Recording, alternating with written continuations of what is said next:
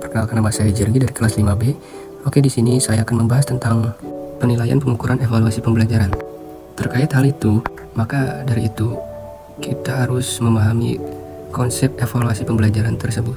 Mengapa demikian? Karena tes, penilaian, dan pengukuran adalah satu kesatuan yang utuh dalam evaluasi pembelajaran.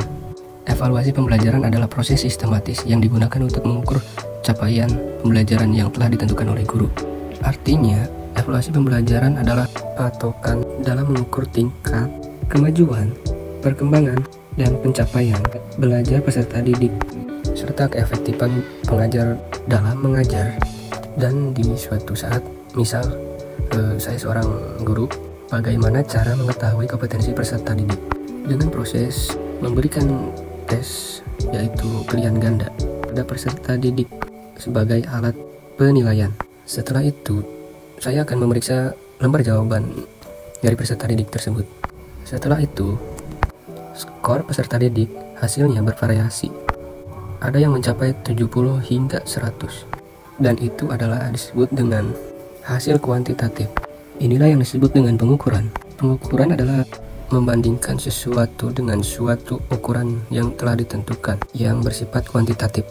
Lalu, langkah selanjutnya, pengelolaan skor berfungsi untuk penilaian agar lebih bermakna. Pengelolaan penilaian dapat ditafsirkan dengan skala 0 hingga 100.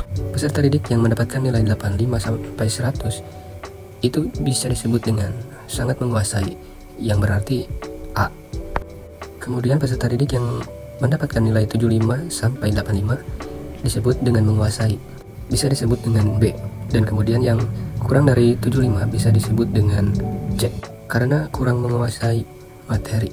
Kegiatan tersebut adalah proses penilaian atau disebut dengan assessment.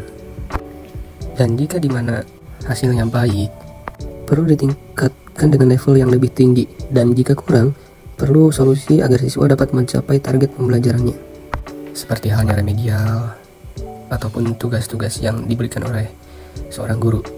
Mungkin sekian materi dari saya. Terima kasih.